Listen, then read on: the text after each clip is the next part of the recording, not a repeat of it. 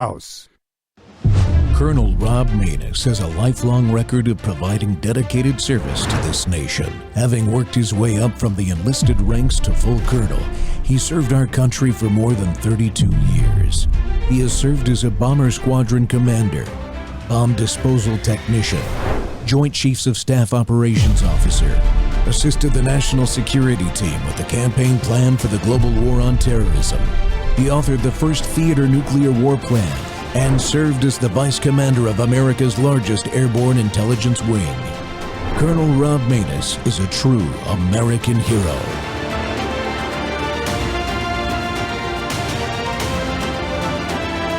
This is Rob Maness Live.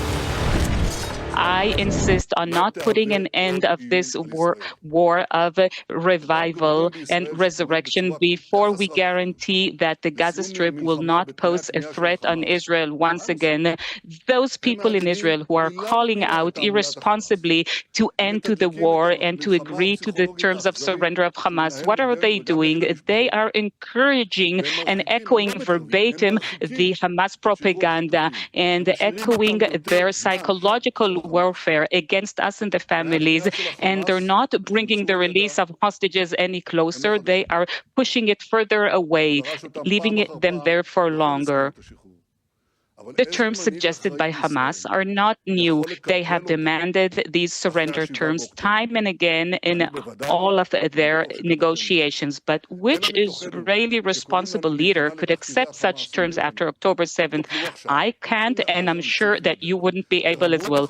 Those who are asking us, who are calling us to surrender to the demands of Hamas, they say, you need to leave now, you need to cheat Hamas, promise that you won't resume the fighting, and after they give back all the hostages, Hamas, you can resume the war. The greatest absurdity is that they are saying that on TV studios out in the open while Hamas is watching them. You understand? They're actually saying, say to Hamas, we are informing you that we're lying to you and you need to agree to that. Hamas, they're a bunch of despicable murderers, but they're definitely not stupid. They demand binding international guarantees that will not allow this illusion of deceit that all those self-appointed experts are suggesting on TV studios. They have no idea how the international system operates. No one, definitely not the US, but also not China or Russia or any other members of the Security Council. Nobody will cooperate with such a scam. Israel's war against Iran's proxy Hamas is continuing. Welcome to our More War Monday update. It's been a while since we've specifically devoted a show to the Israel-Hamas war. The Rob Maness Show is live on Worldview Tube. Our X-Spaces simulcast are Rumble, YouTube, Truth Social Plus, Amazon Fire Now, Apple TV, and Roku. Well, on this Easter Monday, we see that Hamas continues to refuse to release hostages to the surprise of no one that is a normal human being. Prime Minister Netanyahu is right to continue prioritizing Israel's vital national interest and to refuse to cease hostilities. Why should we expect the Israelis to stop until Hamas is no longer a threat? We would not accept that type of continued threat here in the United States for 1 second.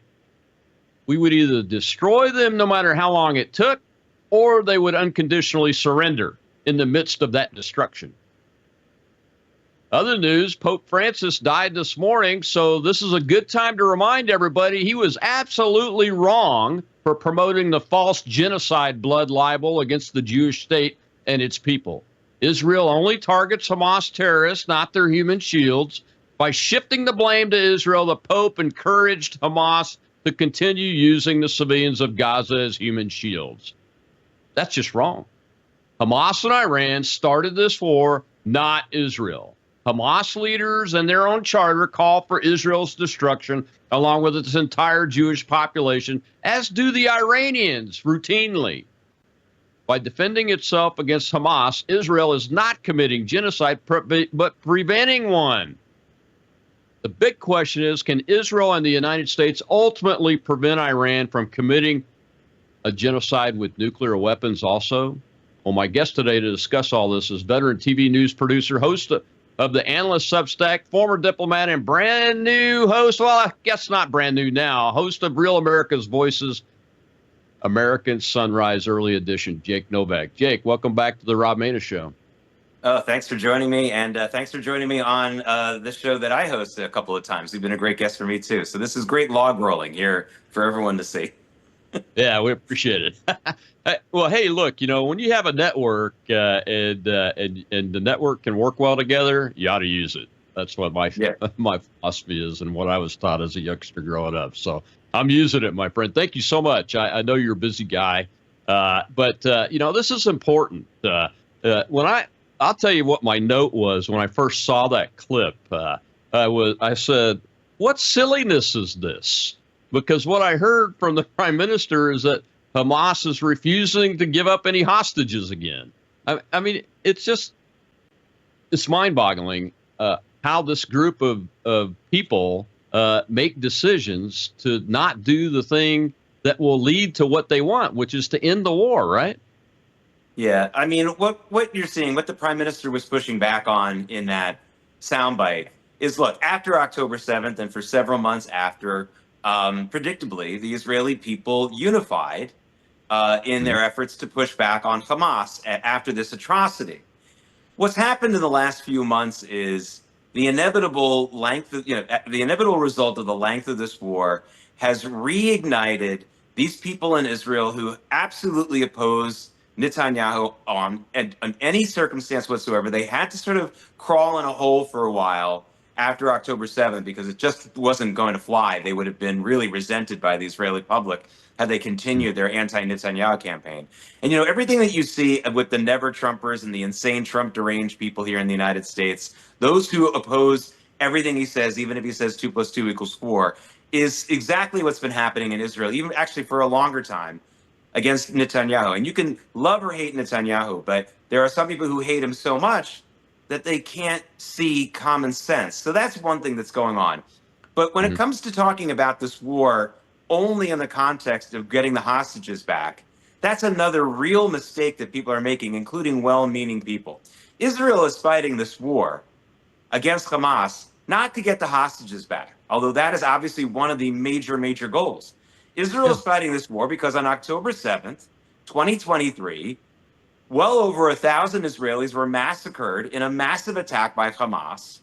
And the Israeli army the Israeli government must destroy Hamas so that can never happen again. It's not just about getting the hostages back. That's not the whole point. The point is Hamas acted the worst massacre of Jews since the Holocaust. It caused massive damage, tremendous atrocities, and they cannot be allowed to continue to exist unless they unless they lay down their arms and sign some kind of peace deal, which they'll never do. But hey, if they want to do that, they can do that. They can do that, and hopefully it'll be reliable. But that's not going to happen. So that's why the war is going on. It's not about just getting the hostages back. And I think a lot of people have lost that focus. That's really not what's the only thing going on here. Yeah, I mean, it's just weird because essentially, and the prime minister said this, I think, in his speech, is that you're asking Israel to capitulate to Hamas, to surrender, essentially, because it's their terms that they've been using all along, that they are trying to use, and now they're up against the wall, right? Their backs are against the wall. They have to be. So they're trying to do everything they can, they say, to get the war over so that they have some element of their organization that can survive and regenerate itself or reconstitute itself so they can attack Israel again. It just absolutely makes no sense to me, Jake. I mean, who are these people in Israel that want to surrender? Well, they are. Yeah, I mean, there's a deep state in Israel too, and there's an establishment Israel as well, one that has been shrinking over time. They had a 100% control of the government until the late 1970s, when Menachem Begin became the prime minister. They lost some of their control then, but they still had the majority of control over the government. And what they don't like is that Benjamin Netanyahu is not one of them. He's been prime minister for longer than any other prime minister, but he's still, in a funny way, not the establishment, because the other institutions in Israel that are not under the prime minister's control, most notably the Supreme Court, have continued to buck the trend to forget about just Netanyahu, but what the majority of the Israeli voters have wanted for a long time. They've been successful in avoiding what the voters want. I think the overwhelming majority of Israelis want by creating a cult of personality hatred of Benjamin Netanyahu. Does that sound familiar? This is exactly what so many people in the United States are doing. There are so many things that I say every day on my show. They can't be making it this easy for Donald Trump with so many of these issues that they're on the wrong side of, whether it's putting boys and girls locker rooms, supporting trendy Aragua not being deported, all those kinds of things. But because there's so many people who personally hate Donald Trump, there's a significant portion of the American population that is willing to be anti-common sense on some of these most essential issues. Well, Colonel, the same thing is true in Israel. There's a significant portion of the population in Israel that dislikes Netanyahu so much that they're willing to lose their focus about the hostages, about what they're up against.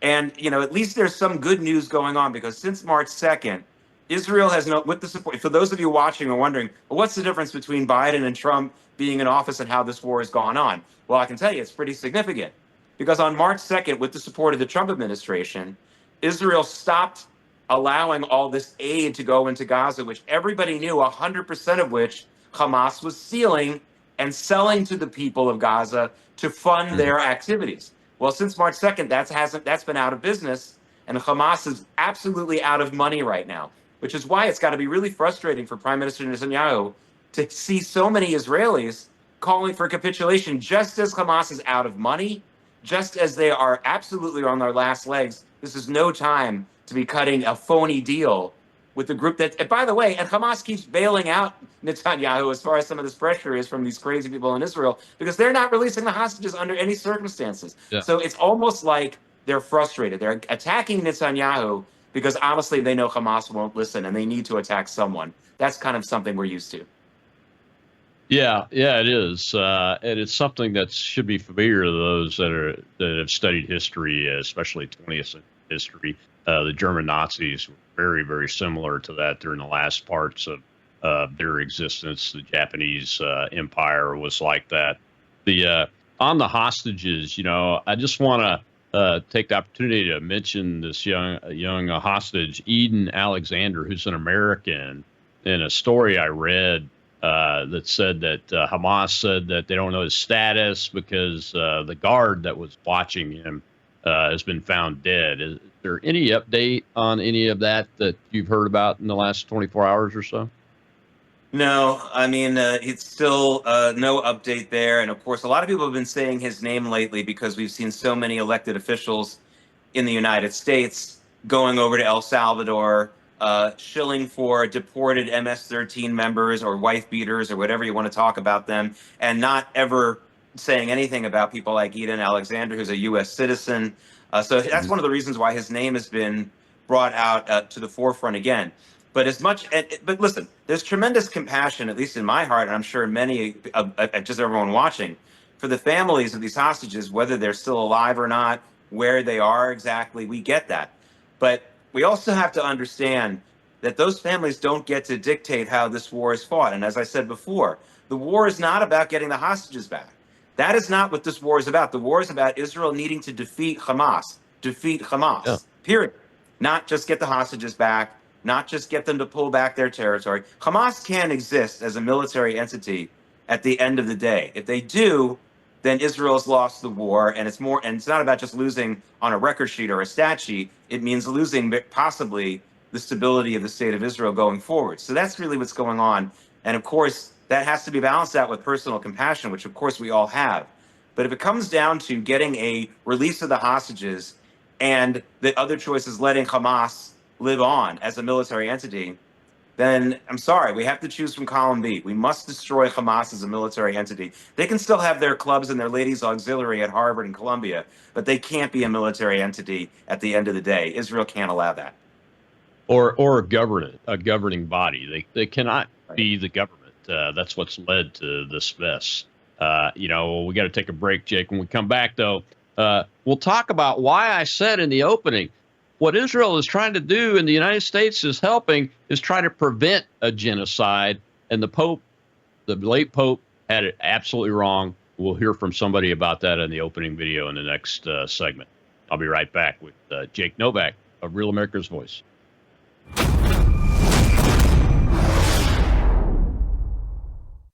Hello, I'm Brandon House. Would you like to gain access to over 20 years of my radio shows, TV shows, my books? I've written 15 books, and most of those books are ebooks now.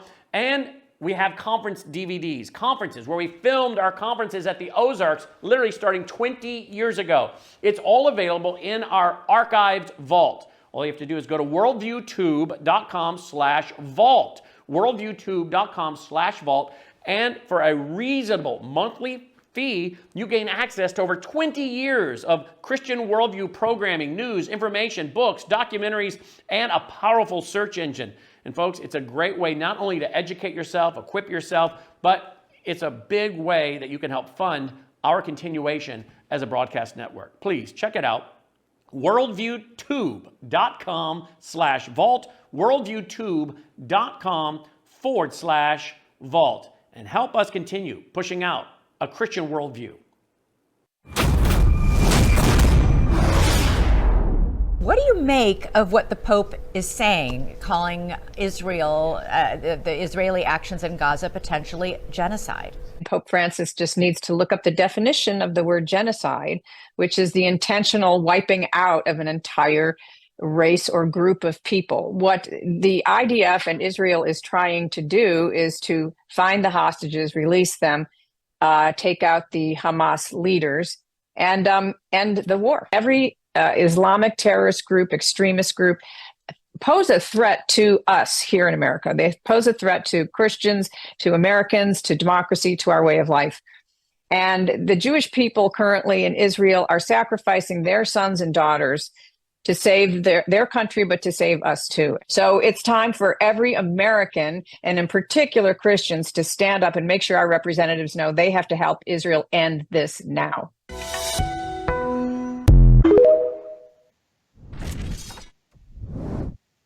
Welcome back to the Rob Maness Show. It's More War Monday, and we're talking with my guest, Jake Novak of Real America's Voice, early sunrise edition. And it's updating on the war with Hamas. Jake, I have to play that clip. The guests there on News Nation, really from the Pope Francis's perspective and the perspective of genocide, nailed it. I think it's terrible that a sitting pope had said that, even to speculate about it, because why level the criticism at a country and a group of human beings that are fighting for, this is a war of survival and national defense. Unfortunately, that's the position that the country of Israel is in right now, and you cannot let them continue to exist. Even though the Nazis in Germany unconditionally surrendered, the Nazi party of that era no longer exists. It took a while to get rid of it for the most part, and it's gone the way, and will never be allowed, I don't think, to exist again, I hope, in the world as it stood then. And that the genocide definition, it's just to use as a trope and a battering ram when this country is trying to eliminate this threat of genocide and deter the bigger threat of genocide from Iran and its potential nuclear weapons, isn't it? Yeah, there's two reasons why Israel is constantly erroneously accused of genocide. And in the case of Pope Francis, this was a very, very confused individual and a very wounded individual. Pope Francis was basically a communist, so he was wrong about that too. He was he had a lot of misconceptions about economic justice and economic realities in the world. I'm going to give him a pass on that because he grew up under Juan and Eva Perón, who absolutely robbed Argentina's natural resources and wealth. And that's the world he grew up in. So I don't think he understood what real capitalism is, and he misunderstood it as that.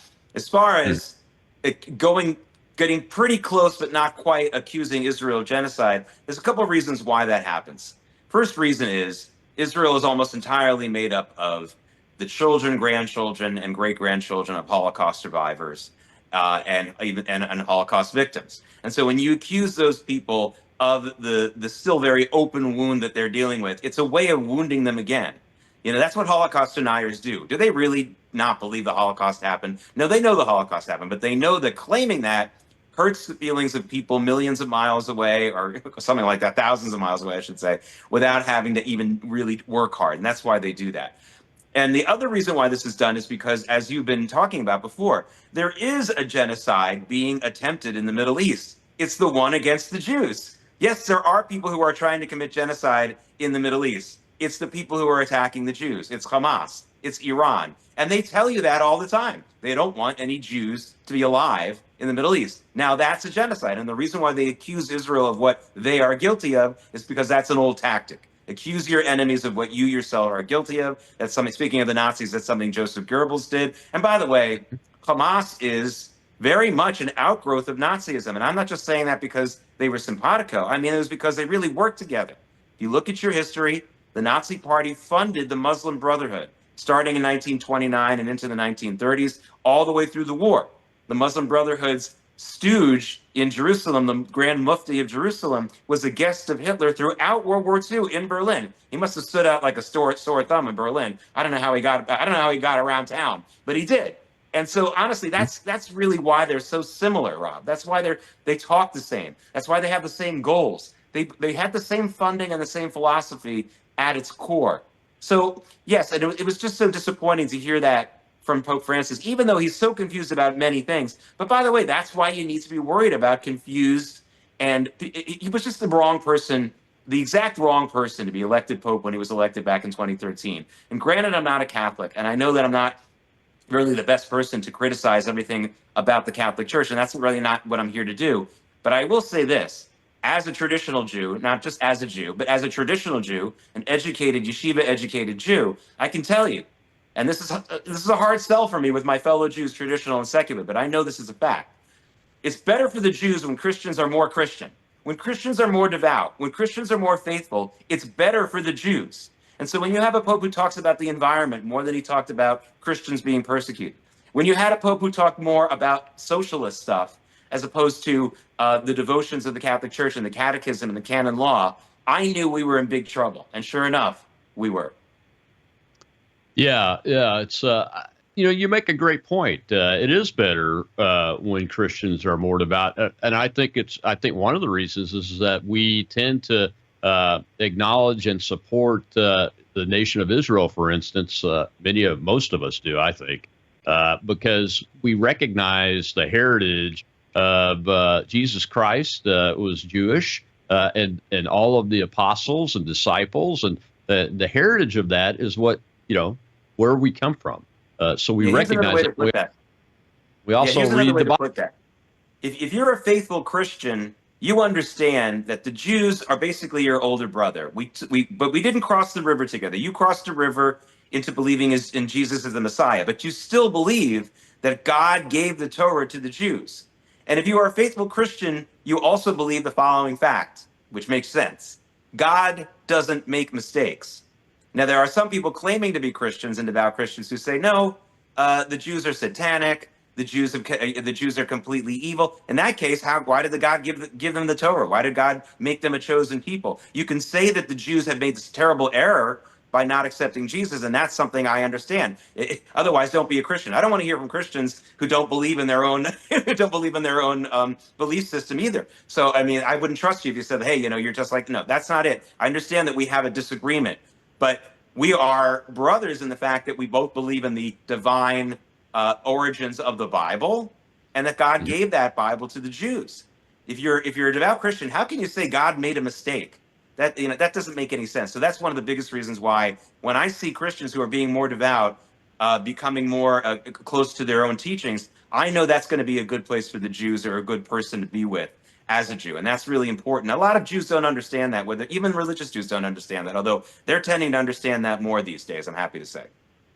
Yeah, that's good news. Another thing I think about is that Jesus, the house of David, is an extension of the Jewish people being the chosen people. So God has never stepped away from that decision when he did that.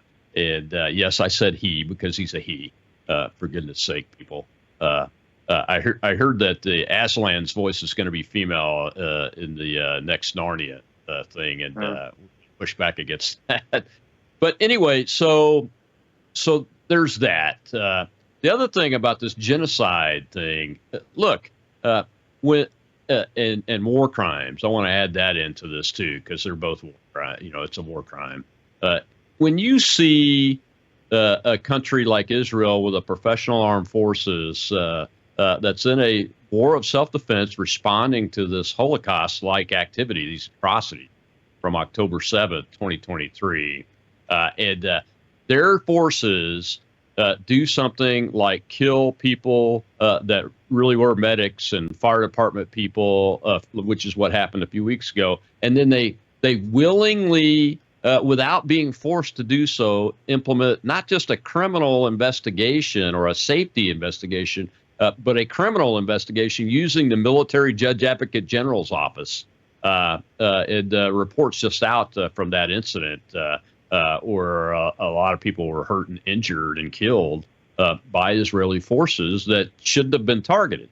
Now, that report says mistakes were made and that people are being held accountable. A commander's been dismissed. A deputy commander's been dismissed. And the JAG is saying they're furthering the investigation to possibly bring criminal charges.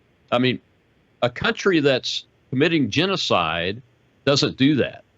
The Nazis in Germany never once said, "Oh, we're going to investigate you for war crimes." The whole country was a war crime, and that's the way I see Hamas too.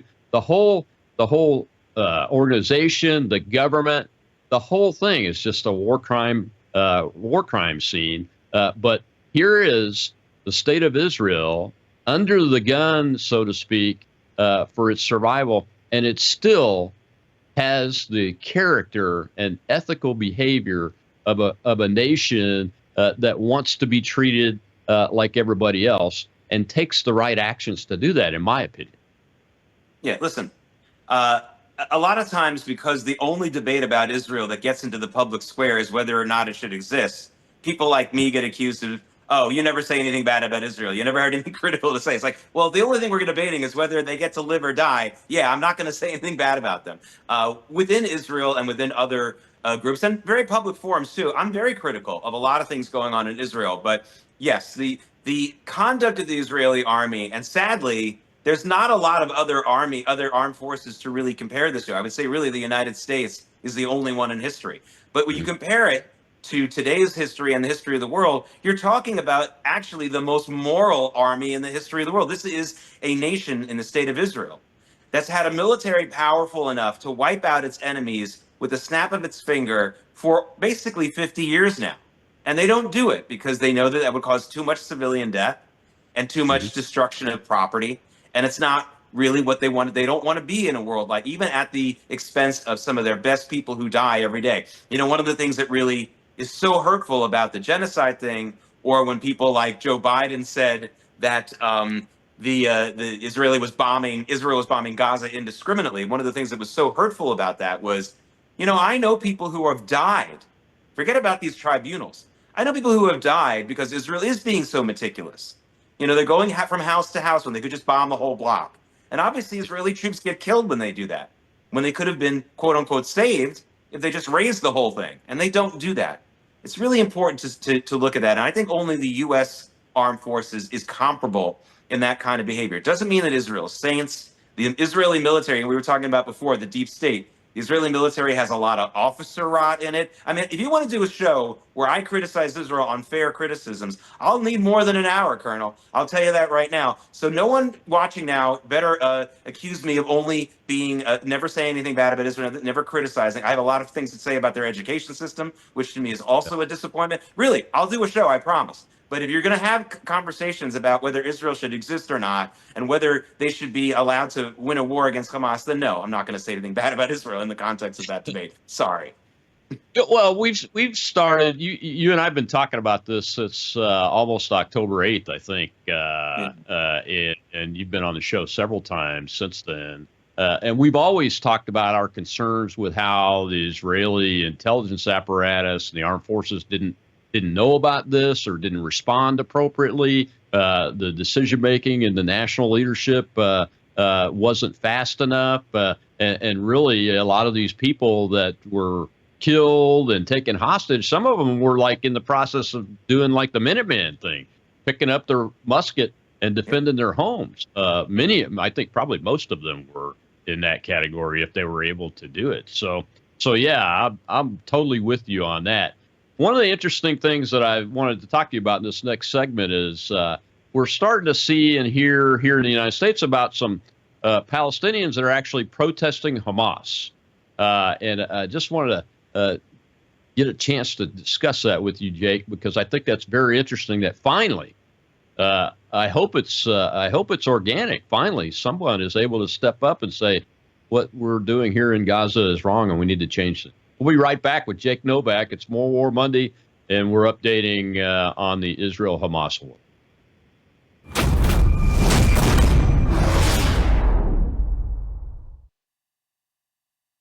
But with Brandon, it's always cutting edge stuff happening in the world, and it's not just from the political angle, because you can get that on other platforms, but it's always from the biblical angle.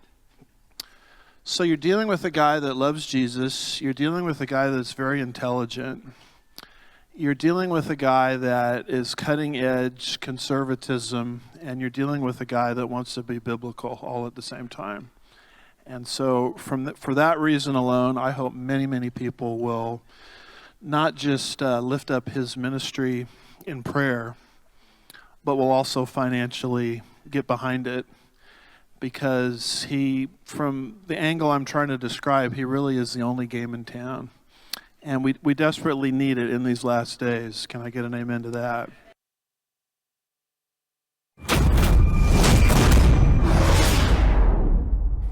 Hamas has tortured and killed 22-year-old Gazan Odai Nasser Sadi. His body was left in front of his family's home over the weekend. He was one of the leaders of the anti-Hamas protest movement in Gaza, which has gained momentum over the last week, with masses taken to the streets to protest the terror group. A large crowd gathered on Sunday for Nasser Sadi's funeral procession, during which they shouted "Hamas out." The victim's family delivered a speech after his burial, publicly holding Hamas accountable for his death. A group that belongs to Al-Qassam Brigade kidnapped our betrayed son, Odai al-Rabai, with a silly excuse, and they tortured him to death without taking in consideration his mother's and relatives' feelings. They betrayed him and killed him, thus we shall hit with an iron fist. Those oppressors and criminals that took this Muslim and killed him unjustly. Odai Nasser Sadi is not the only one. 6 others who were accused of collaborating with Israel were executed on Friday by Hamas. The pressure has been mounting on Hamas not only from resistance within, but also by the IDF's resumption of the war. But despite reports of a willingness to continue talks to secure a ceasefire, an Israeli official has stated large gaps remain between Israel and the terror group. Hamas has vowed to not disarm while the Israeli, quote, occupation exists. It is impossible for us to accept humiliation and disgrace for our people. There will be no displacement or deportation. As for the weapons of the resistance, they are a red line and are linked to the existence of the occupation and the establishment of the independent Palestinian state. If the occupation continues, arms will remain for the people and the state, protecting their capabilities and rights. And so, with every passing day, the reality on the ground becomes more dangerous, not only for the 59 remaining hostages, but also for those who seek a future for Gaza without Hamas.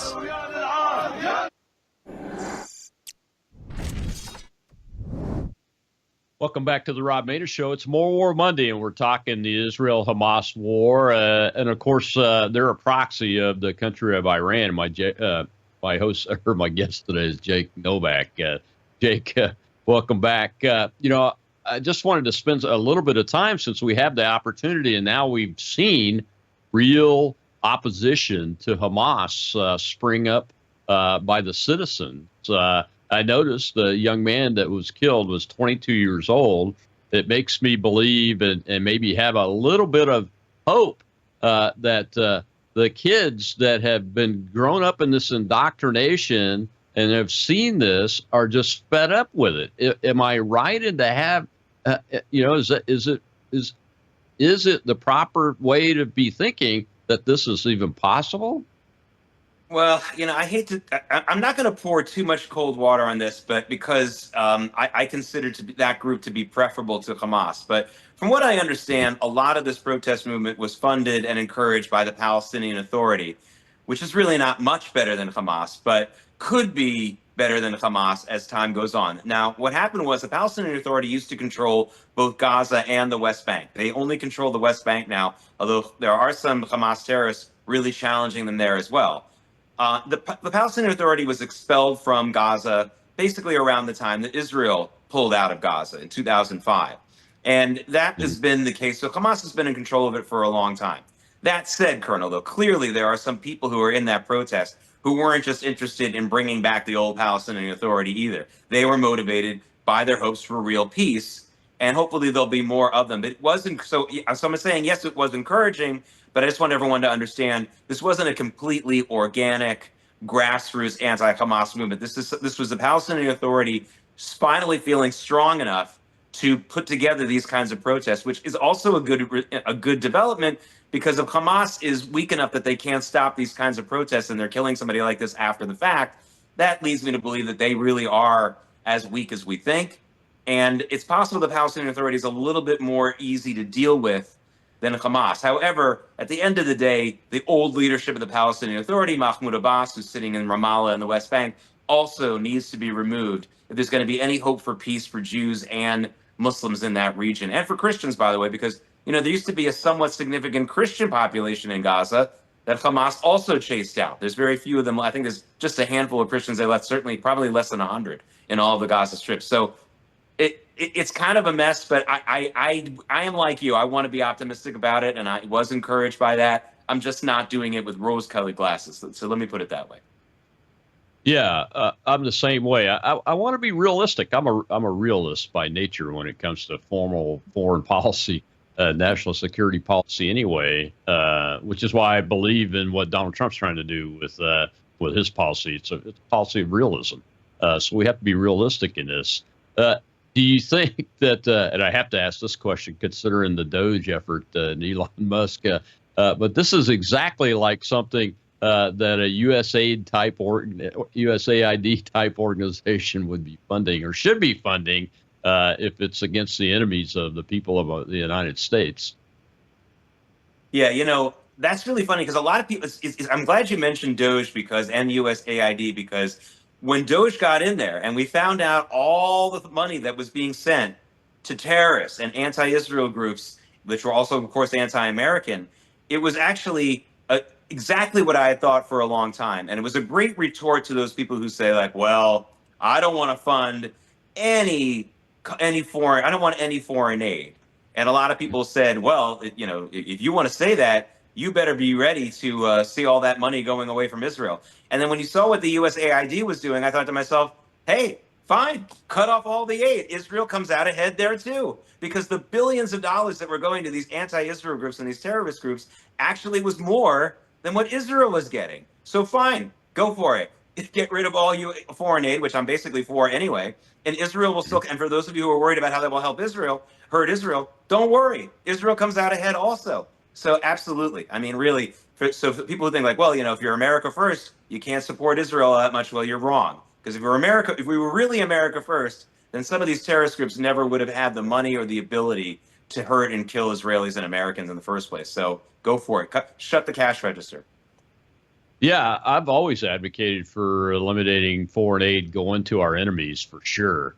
And when I look at the Israel aid thing, I don't think of it as aid. I think of it as the Congress has to approve foreign military sales, and we're not funding their sales. They're buying stuff from us, and so there's a nuance there that I think some people miss. When we're talking about a country, let's say in the old days, like I don't know, Venezuela even is a good one to pick, or Honduras or El Salvador. we were actually, you may have called it foreign military sales, but it was actually gifting stuff to those folks and money and those kind of things. So it's a little bit different in my mind. And if I'm wrong on that, somebody call me out, please. But I'm pretty sure I'm correct on it, the way that goes, because Israel's a wealthy country. They can afford to purchase things. Taiwan is very similar. They buy things and procure things through the American system. Of course, Congress has to approve all of those kinds of activities, not just outright aid going out. So it's very interesting that people have that perspective. When you look at this type of activity in Gaza, what does it tell you about what's happening in places like Samaria and southern Lebanon and those types of areas? Is there a resistance type movement in those areas too that could be tapped into, or is it like southern Lebanon? Hezbollah still has a stronghold in Lebanon that's just very difficult to get out of there. Yeah, I mean, it's interesting you mentioned that region. There's an area on the map, you can check it out, where basically Israel, Jordan, Syria, and all these countries kind of converge. And that is an area where Iran is very much hoping to build up a new stronghold to attack Israel and also to look after what's left of their assets in Syria and things like that. That is a concern. But as far as the West Bank is concerned, not to use that word too much, we have seen the Israeli military not take their eye off that ball. There was definitely a hope among certain Hamas leaders that with all that was going on in Gaza, that Israel would take its eye off what was going on the West Bank and that they would be able to go to the West Bank, attack the Palestinian Authority there, Hamas I'm talking about, and create a new foothold there. And that was a failure, I'm happy to say. Now, there may need to be an even bigger deployment of the Israeli forces on the West Bank in the coming weeks. But honestly, it does look like that failed. Hamas was not able to do that. And a lot of this has to do with the cutting off of money. Another thing I want to make sure all your viewers understand. There is no reason for the United States to send its own troops in any way to any kind of war in the Middle East.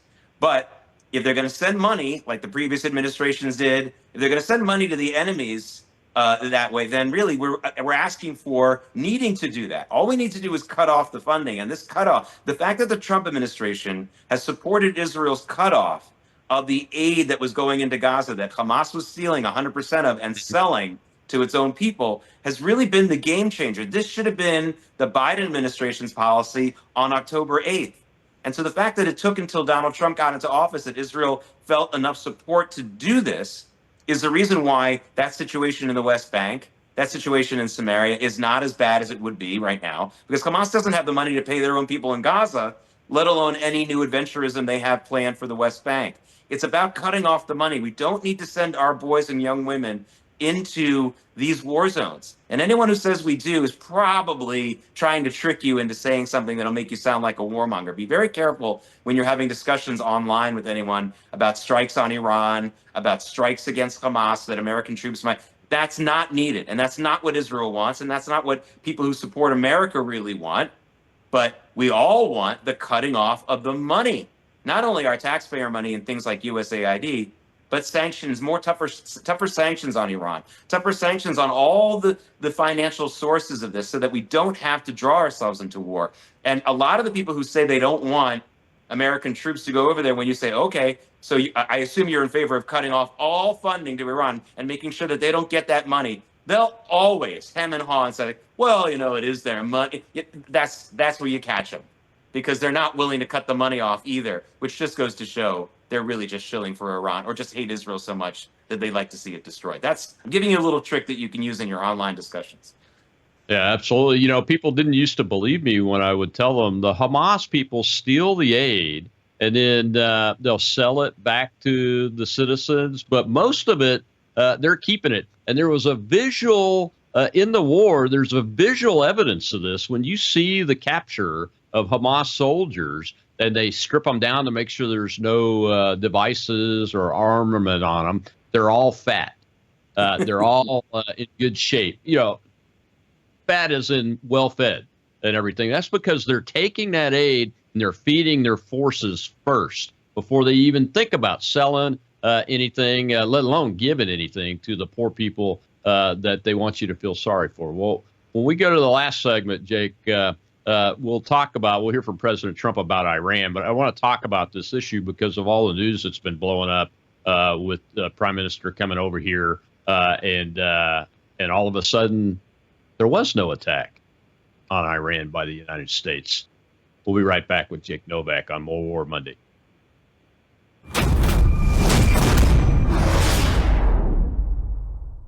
Hello, I'm Brandon House. I want to thank you for all your support at wvwfoundation.com that helps make possible pushing out 24/7 content for free. Without your support, we'd have to put it all behind a paywall. But thanks to you and your support through our foundation, we're able to push it out for free as a broadcast service and broadcast ministry of WVW Foundation. Please consider going there and setting up an automatic monthly contribution, or go there and make an occasional contribution. If you prefer to support us through the mail, you'll find our mailing address there at wvwfoundation.com. You can also call and make your contribution over the phone by calling 901-825-0652. That's 901-825-0652. Again, all these details are available at wvwfoundation.com. Thank you for your support as we try to help people around the world understand the times through the lens of a Christian worldview.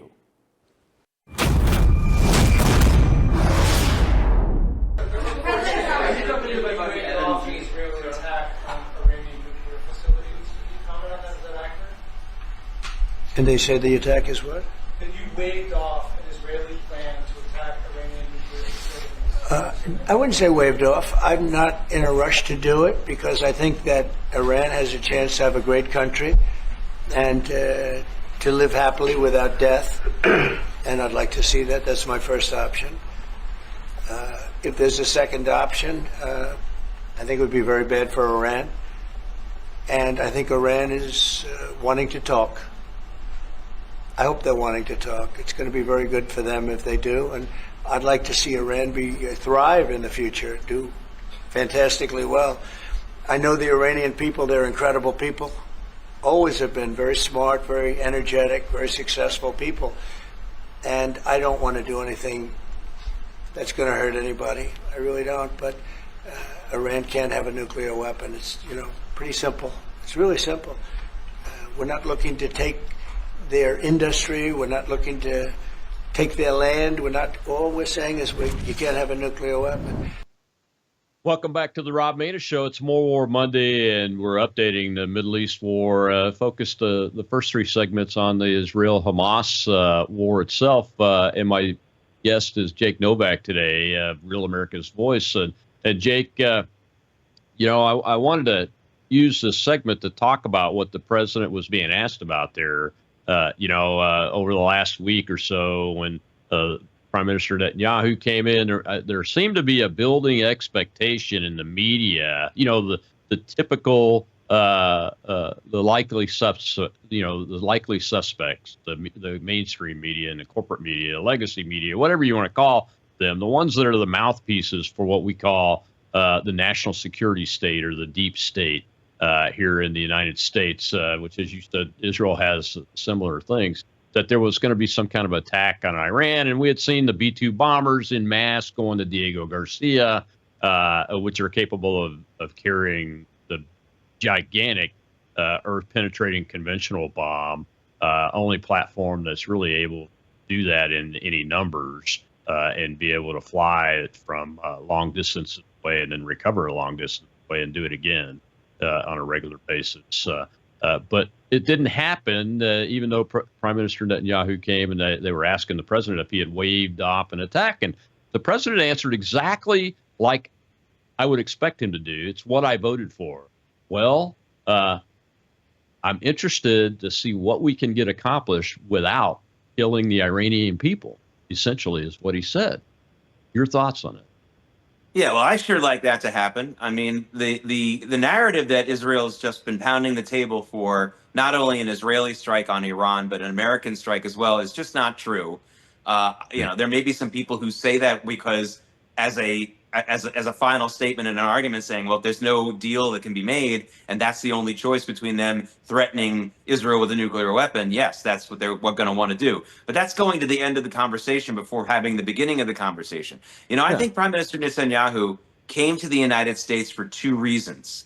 The first was, I think that there was some intelligence and some discussions he wanted to have with President Trump face to face. So that's the first reason. Obviously, what the details of that, I don't know, but I really think that was the first reason. The second reason was, I think it was vital for the Prime Minister of Israel to stand with the President of the United States, as the Trump administration was for the first time doing direct talks with the Iranians over their nuclear program again. If Netanyahu stays back in Israel, remember, it was a quick turnaround. He had just come to the White House not that long before.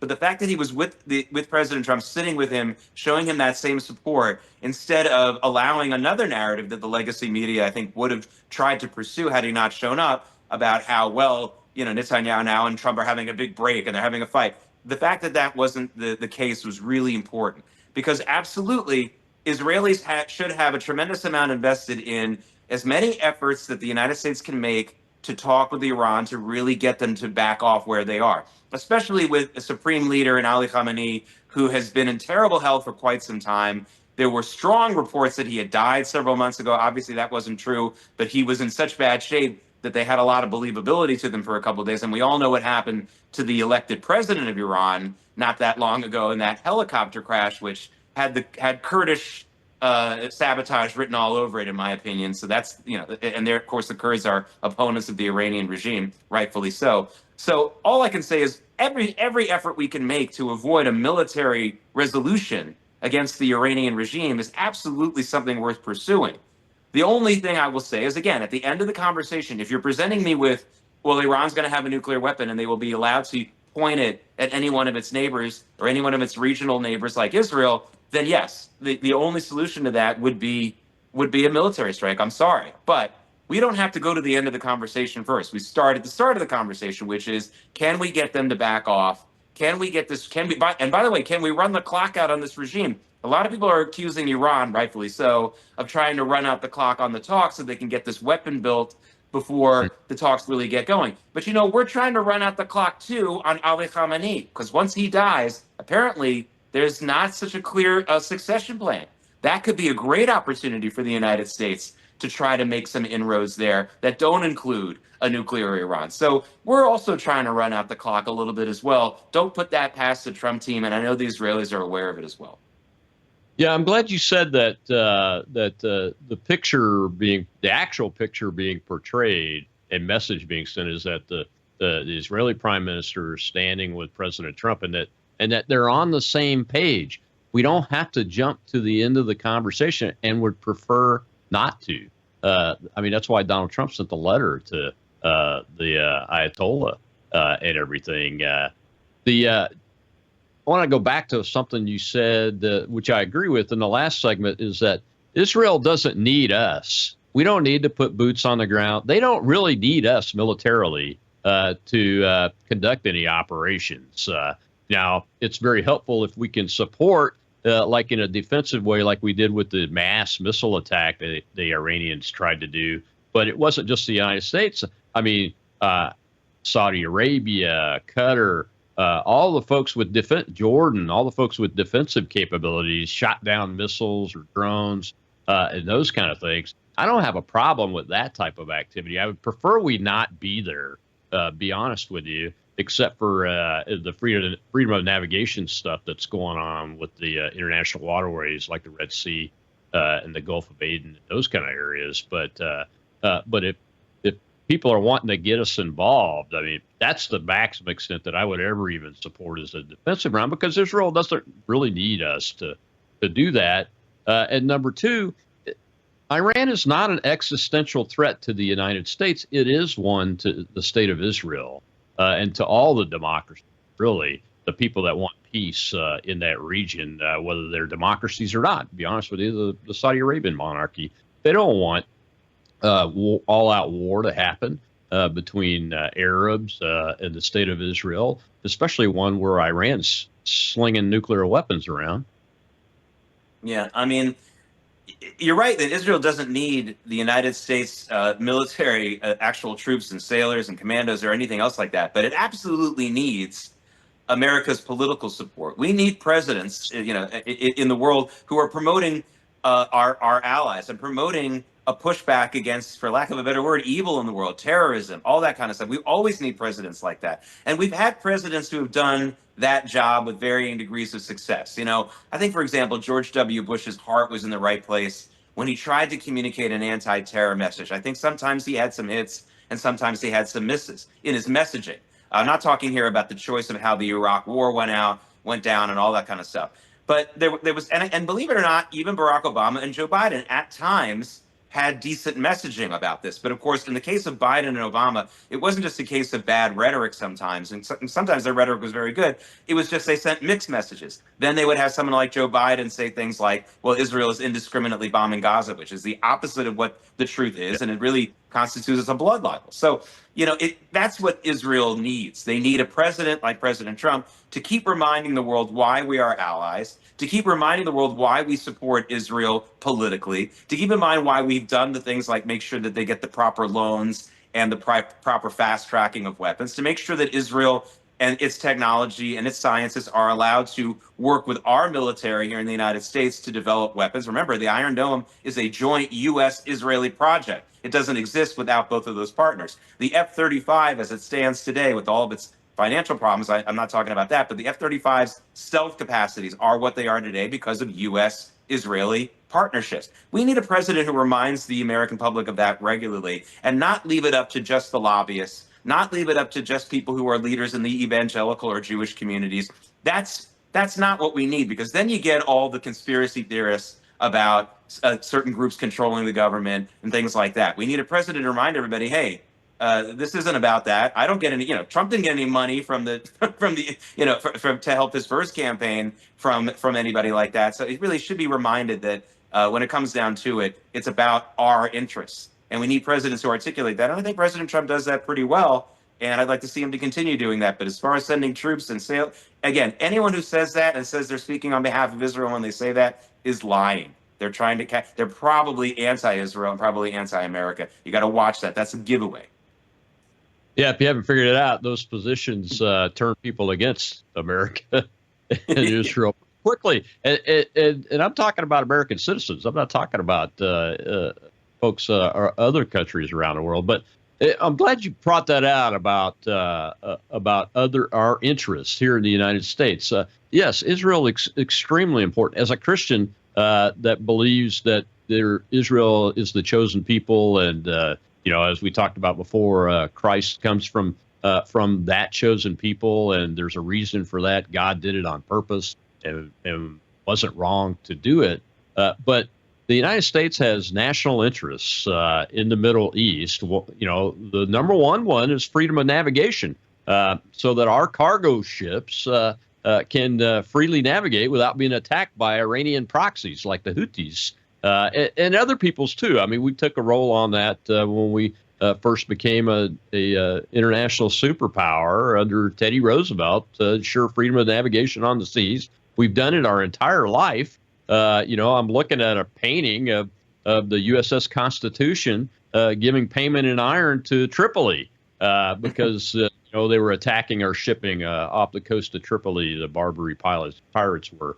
So that is a long-standing vital national security interest. But our relationship with countries like Saudi Arabia and Jordan and Turkey and Iraq still to a degree, and Qatar. All of those, it's in our interest to see peace. And one of the reasons why we want to see peace is because we want those countries' people to, have children and be prosperous too in their own right, and not be dictated to how they raise their kids and their kids to grow up loving peace more than they love violence. And that's one of the reasons why the United States still has an interest there, and why I think Trump was right to try this Abraham Accords deal. The Abraham Accords, I would.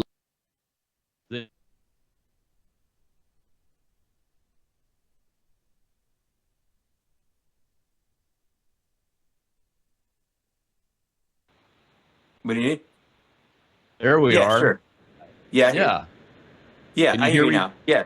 I hear you now. So I would like to see us go back to the Abraham Accords and continue that so that our interests with those countries are protected, but also Israel has the opportunity to develop their own communication channels and prosperity channels and economic channels and security collectively with those peace-loving countries in the Middle East. Well, Jake, I'm at the end of my time here, and unfortunately, and I appreciate you coming on. Real America's Voice, American Sunrise, early edition, 6 o'clock in the morning Eastern time, correct? 7 Eastern. 7 Eastern time. Well, see, when I come on it, it's before the sun comes up. So. Yeah. And you might see me there every once in a while. I do get the invite every once in a while, and I appreciate you doing that and letting me come on. My pleasure. My pleasure. And thanks for giving me this forum as usual. And thanks to all your viewers. Really, really great to talk with all of you. Well, thank you very much. We'll see you next time. I'll see you tomorrow. Roger Stone here to talk about the JFK assassination and his book and what the reality is now that we've got those documents.